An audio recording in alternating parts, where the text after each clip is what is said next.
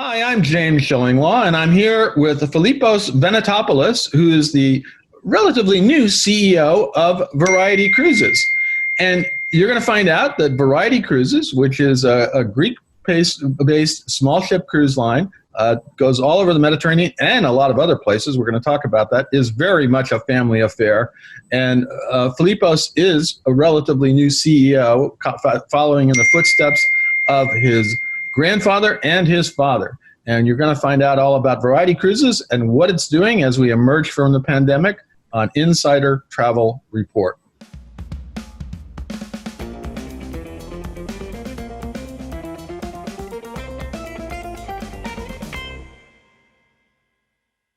First of all, Philippos, how are you and where are you? Well, hello, James, and thank you very much. It's an honor to be speaking with you today. I'm very well. I mean, as well as you can be in these challenging days for our industry, but also for the global pandemic we're going through. And I'm based here in Athens, here in Greece. And now, you said you are the third generation in your family to oversee Variety Cruises. Tell us a little bit about the history of the company. Well, Variety Cruises actually was born in 2006 as a brand name. The previous name of our company was called Zeus Group and Zeus Cruises. I remember that. That started back in 1949. Grandfather, who was a tour leader, he was a historian and he really loved education, was a person who liked to show mainly Germans at that time, the Greek islands and mainland Greece. Back in 68, he was actually hopping on little wooden kayaks and taking people from one island to the other and showing them the islands. So one day he had a brilliant idea to buy and build his own ship. Back then it was called Eleftheria, which means freedom in Greece. And he started the cruise business. It's been operating since 1968 as a cruise company. Wow. In that small space. And grandfather gave the skitali, which is I don't know how it's called in English, to my father back in the 80s. And then dad took the business over and grew it from there. We moved away from the wooden kayaks, the goulettes, and we moved into soulless motor sailing vessels. Rebranded in 2006 to Variety Cruises, where we really started to get that global footprint. And just so that everyone has an image as well, this up here is my grandfather. So, oh wow, there he is. Yes, as I said, he's looking over your shoulder, right? Exactly. That's right. Now let's talk a little bit. So that's the history of the company, and I did know it way back when it was Zeus, which wasn't that far back. It was back in the 90s, and then remember when you rebranded to Variety. So I am aware of the company. I have been for a while. Now, what your role now with the company? You are now CEO. When did you get that post, and what was the background? What other executive post did you hold on the way up? It's a family business, so I've worked my way up all the way from, doing laundry to being a tour guide on the boats to taking my first sales position, Europe, Scandinavia. Then back in 2011, I took on a role as a U.S. sales representative for Variety. Mm-hmm. And I've also had the luck to work in other industries as well. So I've worked in the hotel industry back in New York when I was studying. I also have worked in the banking industry in London. And I'd say the biggest role that actually really gave me the qualifications to become CEO of Variety Cruises was my last experience in Australia, where I worked for 3 years at a company called Intrepid Travel. Yes, I know them very well. Yes, absolutely. The wonderful company. Fantastic business, great people. I left the business to come and take on this new role in March of 2020. Oh, so good timing, huh? It was a fantastic timing. The only thing I think I'm not managing at the moment is cruises. I'm managing. Well, that's coming. That's coming. We'll talk about that because you do have. I mean, I have to say. Let's talk first of all. How many ships are in your fleet? Let me back that up again. Let's go with that because uh, you really, Variety now, because of the opening of Greece, would seem to be in a pretty good position to capitalize on travel now. How are you going to take advantage of it? When do you think you're going to restart cruising, or maybe you already have? I mean, our quote has been for many years, smaller is better. Small is better. And so I think to that point, James, we actually did operated cruises in 2020 as well in the midst of the global pandemic. You did? Okay, great. Yeah. So last year we operated 10 departures on the Galileo when Greece reopened. And believe it or not, we operated at really good capacities for the capped capacity that we had at 60%. So we were full at 60%. We, operated the cruise last year. It was a real challenge for us to really understand how operationally that would look like. But now, you mentioned about the competitive advantage, and we do feel that's true. We feel it because, customers feel safer to be in a small boutique environment where, we have outdoor spaces and outdoor dining opportunities. And so we have seen a trend that shows that we might be ahead of the other cruise companies, so to speak. But having said that, we just want travel to reopen. That's our ultimate goal. I don't want to see ourselves as being the white unicorn in an environment of non-travel. Our hope, our aim, and our efforts are all around how do we get cruise to restart for everyone, not just ourselves. Yeah, indeed. And indeed, we're seeing in the U.S. here, the brands that of the larger ships are all starting in Greece in June or July because they can't start here yet out of ports in the U.S. because of the COVID, the CDC. And so they are going over to Greece big time, although big time means maybe one or two ships. So it's not like you're going to have a lot of competition. And you're different anyway, I think, because you're much smaller ships than some of these big ones, and I think you should still do very well, given that there is such a desire to get out of and travel. And if you want to go to Europe or anywhere else, only a couple places you can go right now, and Greece is one, right? That's correct. That is correct, my friend. In all honesty, we are also restarting not with our full fleet. So we have a fleet of 11 vessels. Okay. And so the deployment schedule for us in 21 is looking operating Greece itineraries and the Seychelles. So out of our 11 ships, we're planning to operate 4 or 5 vessels, depending on how demand pumps up in the Q3 of 2021, and then with our winter deployment. Well, let's talk a little bit about those ships. What are the different kinds of ships you have, and how many passengers can they carry? So Variety Cruises speaks for itself. We have a variety of fleet. So we do have our wooden, it looks wooden, it's a metal going vessel, the Galileo. I'd say we have three categories of vessels. We have our motor sailors. So that would be the Panorama, the Galileos. We have the motor yachts, so the Harmony class vessels, Harmony V, Harmony G, and the Pegasus. And then we also have our flagship vessel, the Variety Voyager, which is a little bit different. So it's our premium yacht, so to speak, with 72 passengers. So our smallest vessel cater 34 passengers, the Callisto, and it goes up to 72 passengers. So that's that's a nice, as you said, it is a variety. Maybe that's why you got the name originally, is that there's a lot of different, I for a long time, it seems like the larger ships are more homogenized now. They all try to offer the same things, and they kind of look the same. Did I say that? No, because they're wonderful, wonderful products, but it's just a very different kind of cruise that you seem to offer. And let's talk about that. What are the accommodations, the dining, the public spaces on board? What is it like?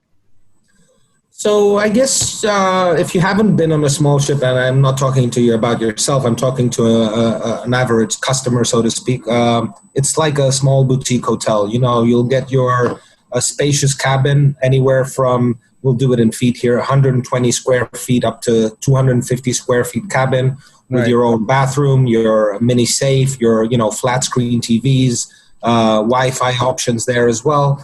Then you'll have dining areas. Will either have an indoor dining or outdoor dining area.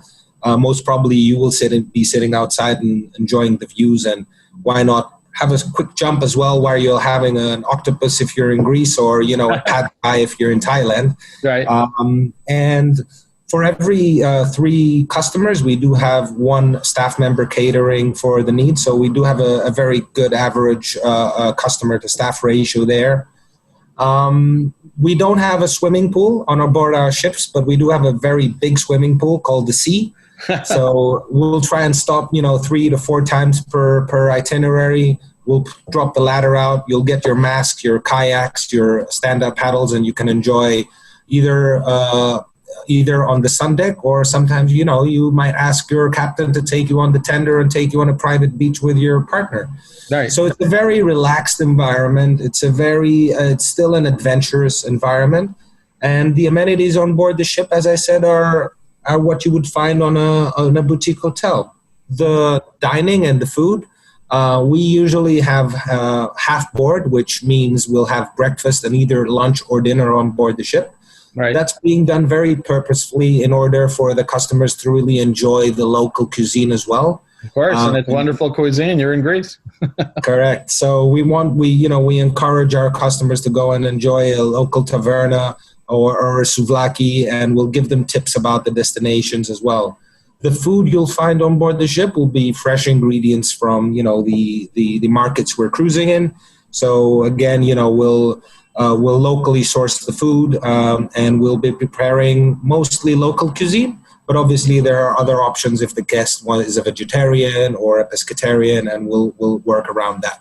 No, that's wonderful, and you can't go wrong in Greece. The food is wonderful, and it sounds like you have some wonderful fare on board as well. Let's talk about your cruising this year, and I understand, and correct me if I'm wrong, that as we're speaking, I think it's this week that you're going to be launching your first cruise on the jewels of the Cyclades island aboard the 157-foot mega yacht Galileo.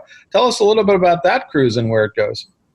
So, the Galileo, the cruise we're talking about is actually, I shouldn't be saying that, but it's one of my personal favorites. It's one of my personal favorites because my grandfather got married on that vessel. Oh, great. Yeah, I did my big 18th birthday on that vessel. Okay. It's an amazing boat, so to speak, and it has a lot of character. The itinerary itself, the Jewels of the Cyclades, is actually visiting all the jewels that the Cyclades has to offer.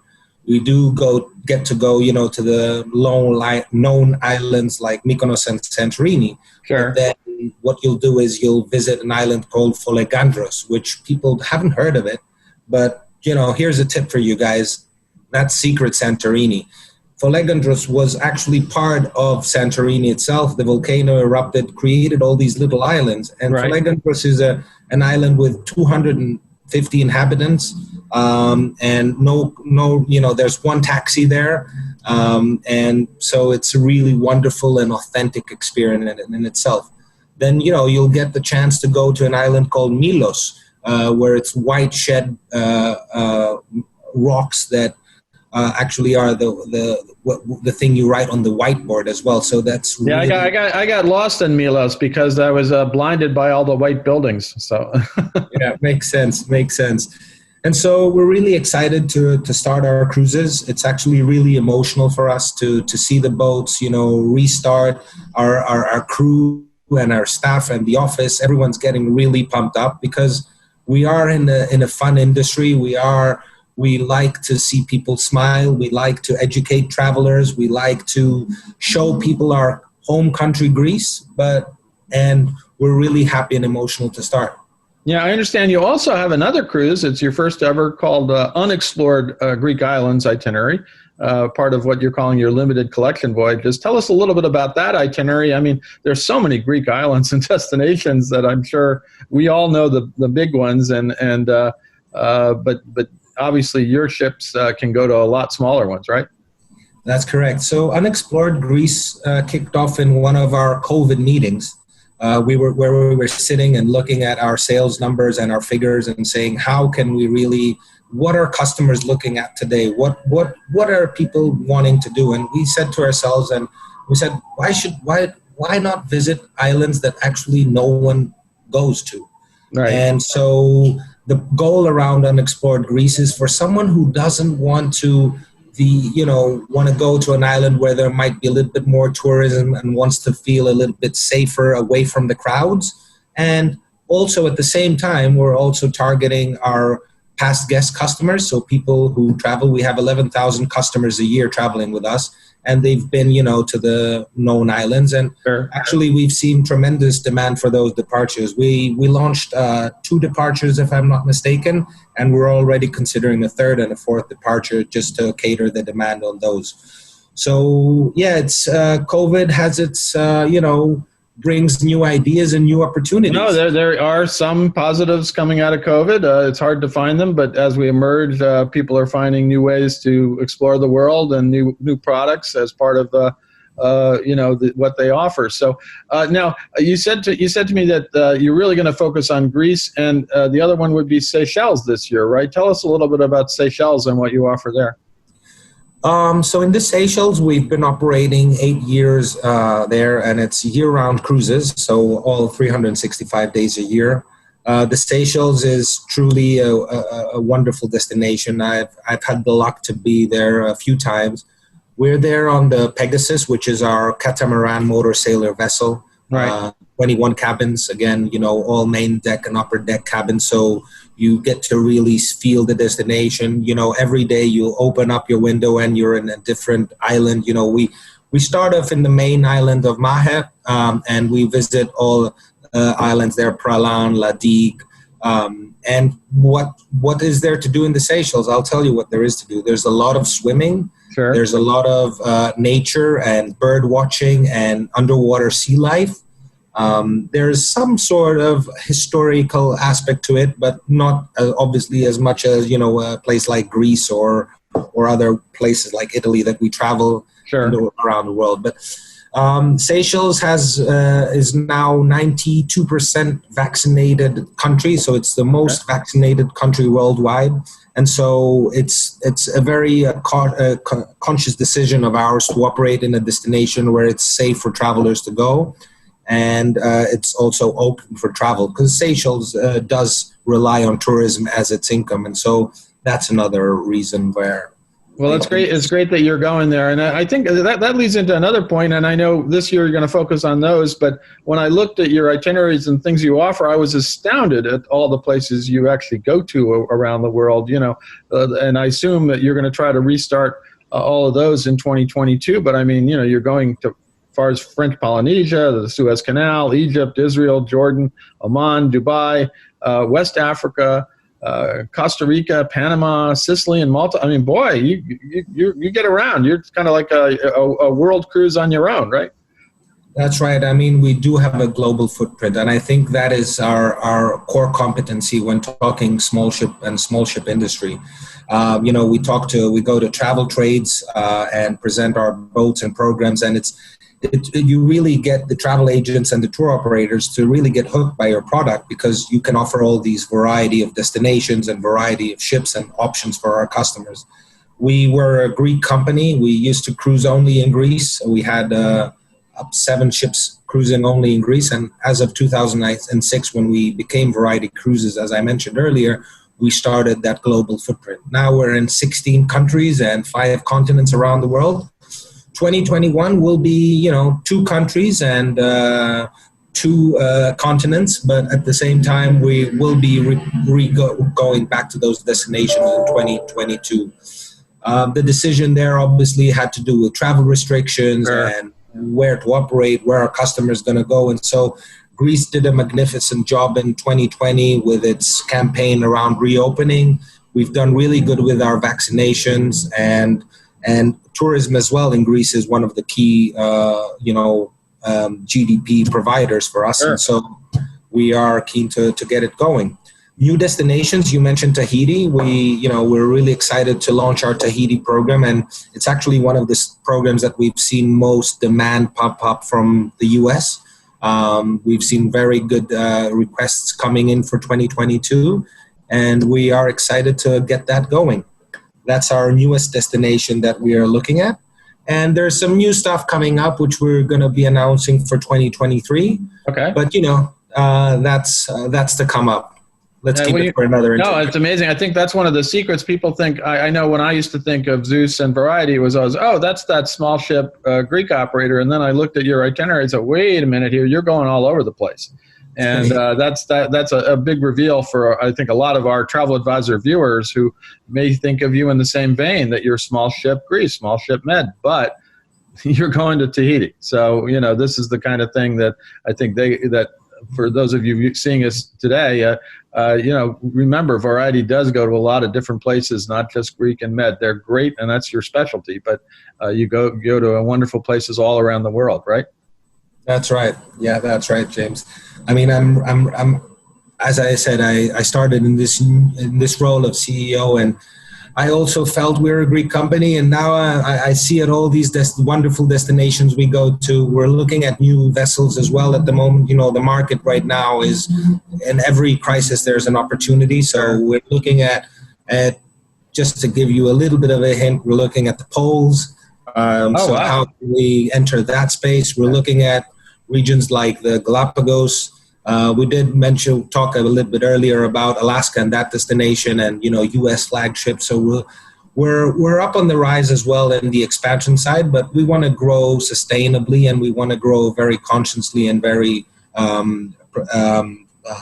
responsibly as well. So things are moving. That's fair. Well, in that vein, I think you have a sort of your flagship. It's the Variety Voyager, which is, I guess, one of your largest, 223 feet. It's returning home. It was on a year-long charter, I understand. What cruises will it offer? I think you're going to also focus on Greece and Turkey, right?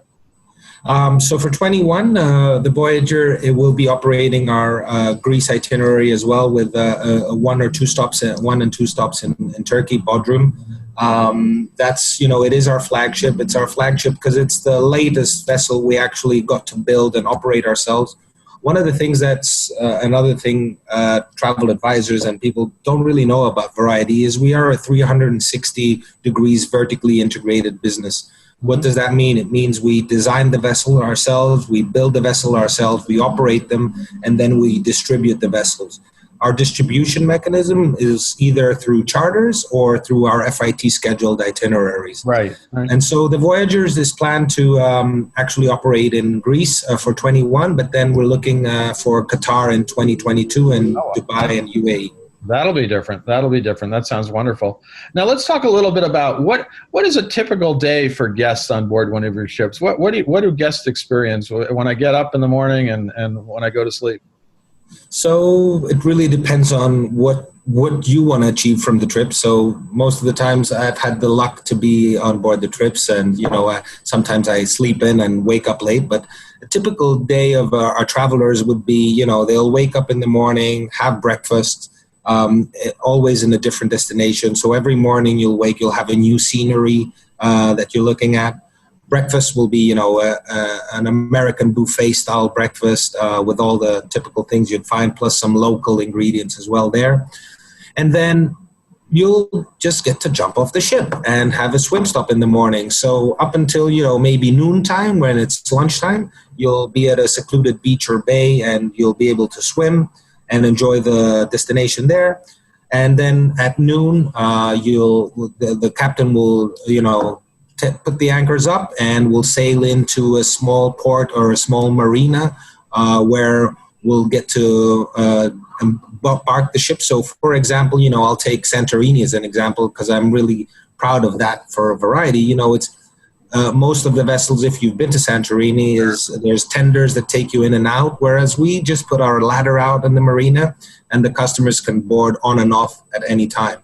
Then, we let the customer be flexible, and so we will offer an optional shore excursion where you'll get to go and see, the different monuments or historical aspects, UNESCO heritage sites, or a vineyard in a small island or something of that sort, or you can rent a bike or a scooter or whatever you feel comfortable with, and just go and explore by yourself.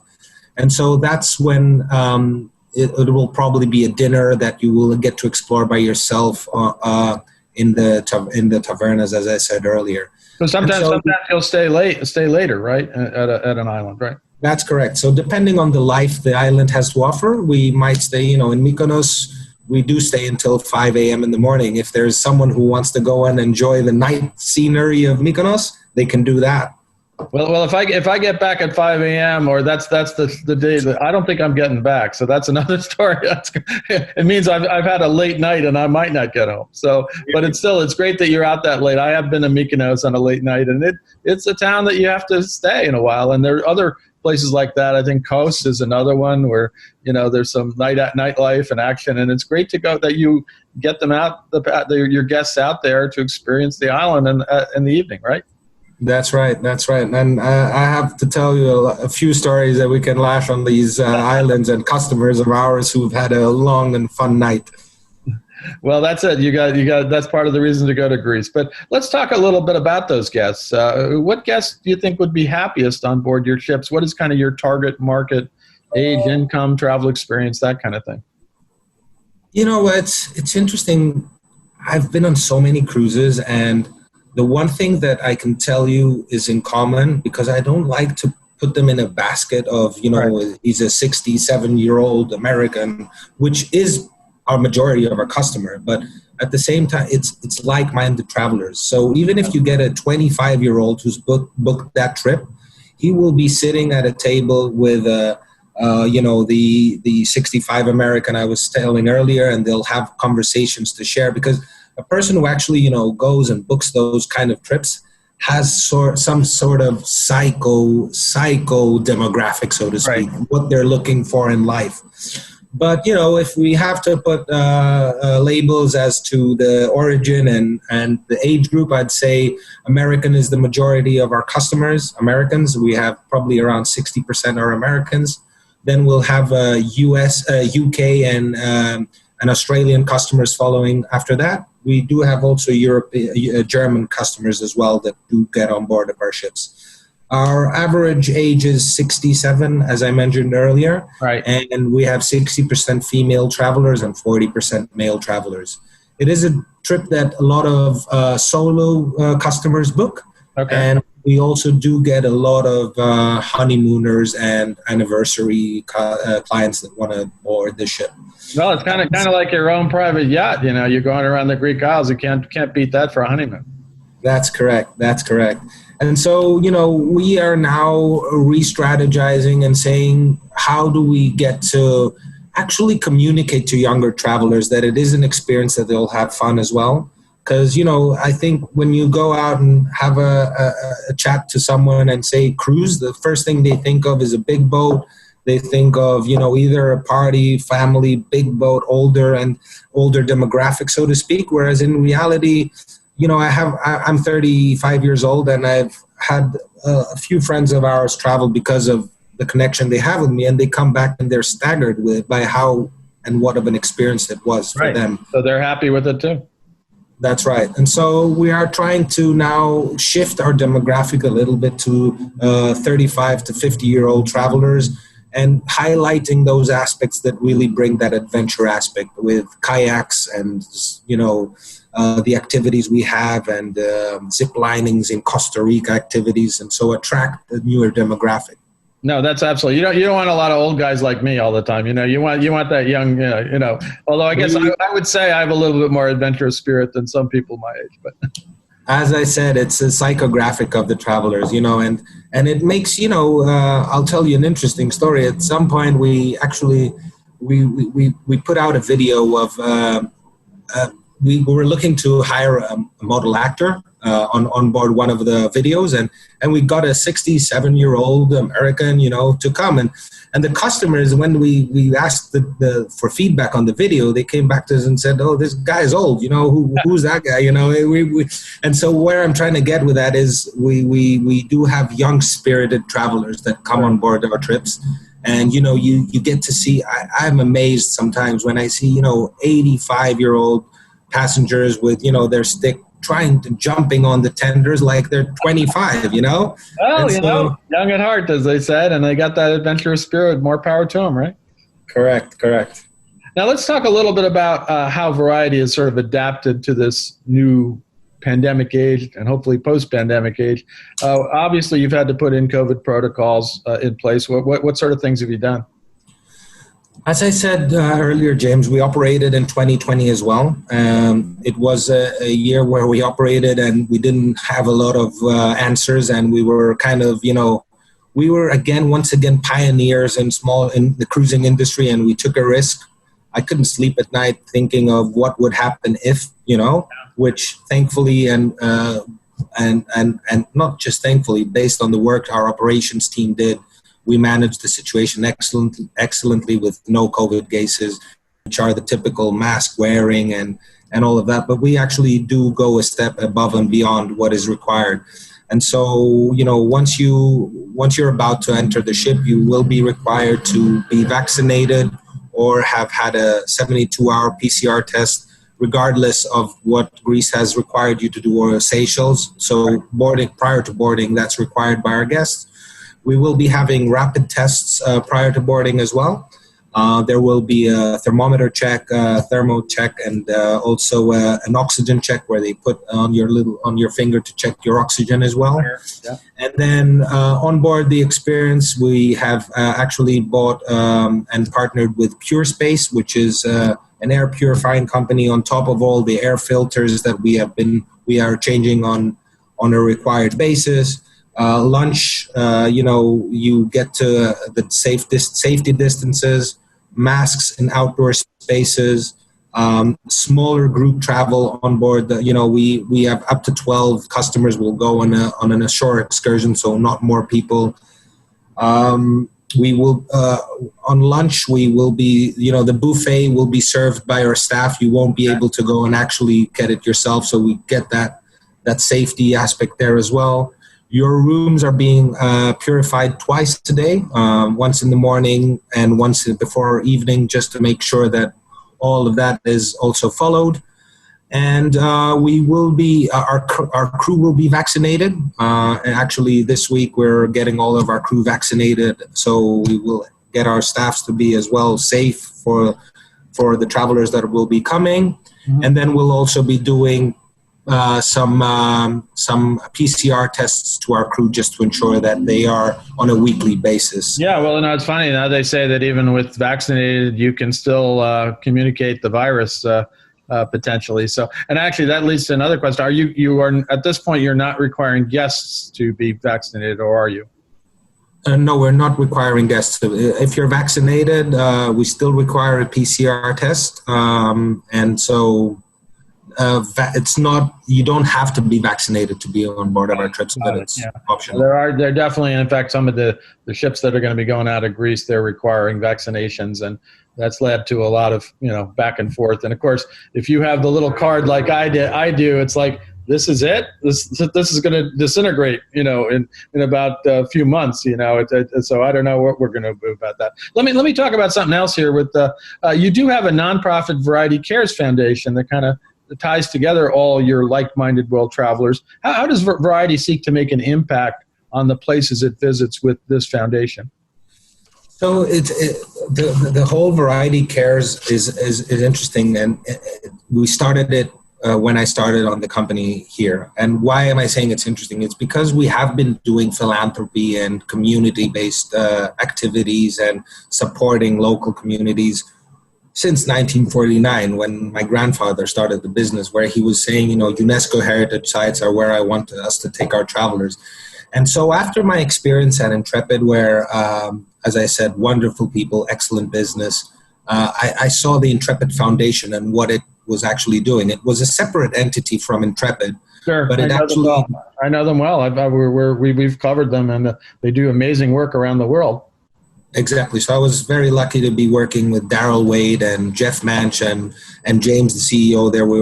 I was working closely with them. So I got to see a very different world to what I was, in the Greek culture that I was born and the things that we were doing. So, I'm saying this where I said, how can we actually make an impact as well as a business? And one of the things that Intrepid talked and it made me open my eyes is purpose beyond profit. Is how do we actually, at the end of the day, we are a business. We do want to make money, but how do we make the world a better place? Right. And we are in travel, right? So we care about the world. We're not in, a petroleum business or some other sort of business. And now that I said petroleum, we're actually, I'm proud to announce that Variety Cares and Variety Cruises is actually declaring a global emergency in regards to the global warming that's taking place. We're the first cruise line to be doing that. Right. And we are doing it very consciously as well in an industry where we are responsible for emissions, right? And so we're not hiding behind our fingers saying cruises are, the best way in terms of global environment to travel with, but how can we make the business impactful and important? And Variety Cares is actually working on 3 pillars. The one is clean oceans for all. We have our world is covered by water, and how do we ensure, there's not a plastic in the ocean, the fish are not eating plastic, which then we consume and creates all sorts of other health issues. The second one is gender equality for all. How do in an industry where captains are 95% male and, mechanics are male, how do we actually get to say, no, hold on, why not women? How do we get the gender equality for all? And not just in that aspect, but, we visit other communities where gay and lesbians are not welcome. And that's no good for us. We believe that everyone has every right to be traveling all around the world. And so gender for all is the second pillar that we're working on. And then the third pillar, which I'm actually, I don't know if you're aware, is education for all. And we actually, Variety Cruises did build a school in West Africa, one of the destinations we visited. That's great. And so, my father was on the cruise with a few of his friends, and they visited a village in Kuntaur, and they saw that there was no school, and people were walking 25 Ks to get to school. And they decided, let's build a classroom. And so our customers are actually now traveling there and seeing the school, seeing the efforts, not at school times because that we don't want to interrupt their school time, but after school, there's volunteers that show them around the classrooms, and we've built wells there. And it's not we personally, our customers. And so, yeah, we want to have an impact because at the end of the day, it's what you leave behind you that counts. Absolutely. Absolutely. And I guess you took your intrepid travel experience to heart because now you're doing something great with Variety as well. So congratulations. I think that's a great effort. I've been doing a lot of stories. I interviewed Iberostar, which all-inclusive resort chain, which has a very firm focus on the oceans. And is really trying to much more sustainability. The two sisters who run it, it's a family-run business, also have a firm commitment to the environment. And we just got back from the World Travel and Tourism Council, where sustainability was all the rage as we emerged from COVID. It's not like we're either going to look at COVID or we're going to look at sustainability. You got to do it both, and you have to know that as we emerge, and we have to be more sustainable than ever. And it's a chance. It's a chance to do that. It sounds like with your foundation, you're going in definitely the right direction. So congratulations on that aspect. Let's talk about the whole ethos of the company. What makes your family-run cruise line different, aside from the fact you got your grandfather looking over your shoulder there, and probably your father too, somewhere in there? How do you deliver this ethos of authenticity and heritage, really aboard these incredible small ships? I'll tell you what I did when I first started in the role of CEO. One of the things I decided to do is interview with all of our staff members, crew and office. And so I had I noted it down. I had 74 hours of interviews with our staff. And I wanted to understand, what they see in the business. And the one thing that came out was family. They felt like family. And so, yes, it is my grandfather or my father, or it is, but we're family. Our bartenders are with us for 10, 15 years. Our crew, our captains are with us, and they feel it. They know they've met my grandfather. They talk about it. And so, and my grandfather and my father, and I think of myself as well, are very humans and approachable people, and we'll have a drink and we'll have a conversation. And that really brings that authenticity. If you and I sit and have a chat, then we're friends. And so that's how we treat ourselves in the office as well. So family is the one thing I would say for sure. History, history, we all respect history and value history and talk about history. And we also look at the future and how, when I first started, people were coming, some of them were in tears saying, we knew you were going to be our CEO one day. I didn't know it. I mean, I'm extremely grateful I got this opportunity, even in these challenging days, because I can tell you there's been a lot of days I cannot sleep, thinking what's happening, where are we going? And the staff members feel the same way. They'll come and say, hey, Phil, how can we help you? And so the authenticity comes from us as people, I would say. There's no, you can come and open, you can walk in. There's been already 2 people walking into the door as we're talking, and so we're an open environment, I'd say. Right. And so our staff members, they are family. That's the one thing I'll talk about, family. Yeah, no, and it shows. And I guess my last question to you is, what is your mission going forward? How do you hope to change Variety, grow the line, put your own imprint on the company that was started by your grandfather and run by your father, and now it's you? What's going to be when we look back and you pass it on to your family, your son, your daughter? What are you going to do? I mean, the quick answer is to have fun at sea responsibly. That's it. We want, I remember the days when we were Zeus and our captains would sit in the back, have ouzo, drink, and at the same time, now that's evolved to the captain not drinking ouzo because he's the captain, and that's different times. But at the same time, it's have fun responsibly. And my vision personally is to be leaders in the small ship industry. I'll give it to you. All I'm targeting as a business CEO and as a business in itself is just have 1% of what the cruising industry did in 2019. And what does 1% mean? That means in a 50-passenger vessel, if you break down the figures, it's 60 small ships around the world. Wow. So our vision is to build 60 small ships. We're looking at obviously now ships that will be solar powered or wind powered or electric energy, so we can become more sustainable and more eco-friendly. And at the same time, deliver the authenticity of the destinations we visit.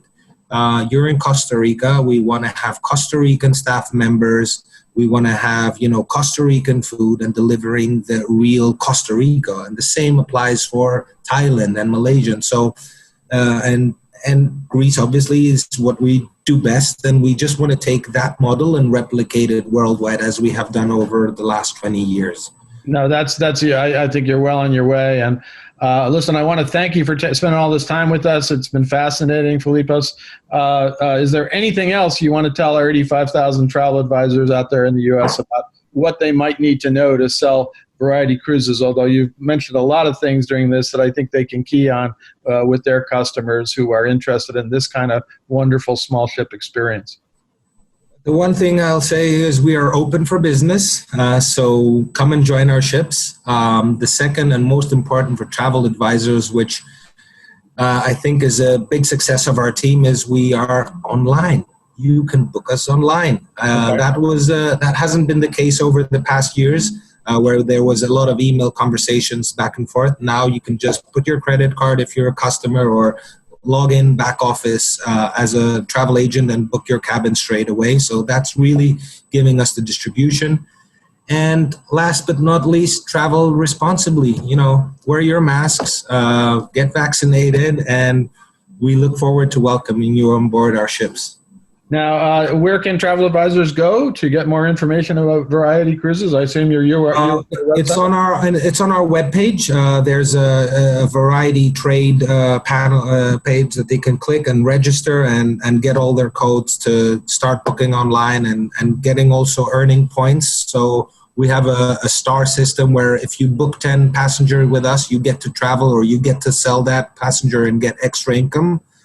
So depending on what the appetite of the travel consultant is, they can actually get to go on a free trip with us. That's great, and that again that give them more of an experience that they can then relay to sell it. So it's great. Well, listen, I'm certainly even if you don't have the 10 bookings, we do have travel agent rates. Starting from like $300 for travel agents to come and experience before they sell, because our best seller is the experience, to be honest. Absolutely. Well, Filipos, thank you very much for spending the time with us. I've seen Variety over the years. I've covered them. Never been on them yet, but hopefully soon. And it really is a great small ship experience that is not just Greece, and it's really beyond. It will be beyond next year. And again, it was great to find out more about your family-run company and all that it offers. James, you are my guest on board the trip, and I look forward to having another interview after your experience.